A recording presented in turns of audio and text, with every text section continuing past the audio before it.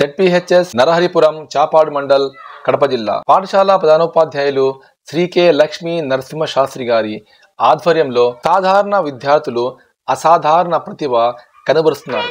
This is Akshita. I am studying in class 7 in ZPHS Narharipuram, Chapadu Mandal, Kadapa district.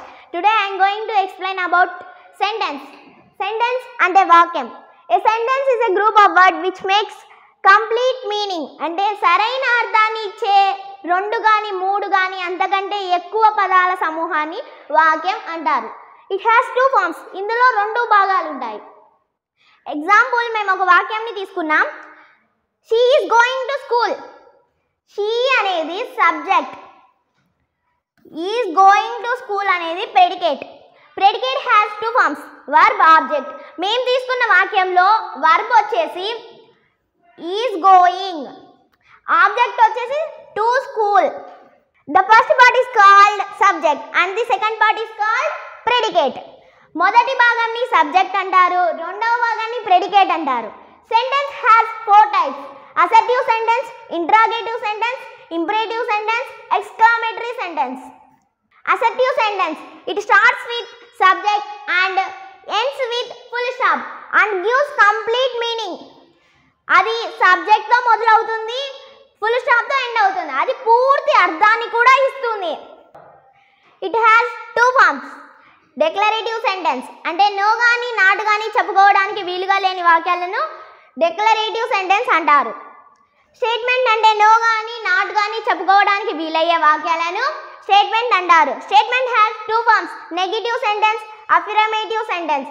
Negative sentence no గాని not గాని ఉన్న వాక్యాలను negative sentence అంటారు. ఎగ్జాంపుల్గా మనం రెండు వాక్యాలను చెప్పుకుందాం.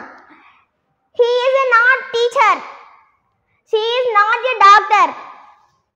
అఫర్మేటివ్ సెంటెన్స్ నో గాని నాట్ గాని లేని వాక్యాలను అఫర్మేటివ్ సెంటెన్స్ అంటారు.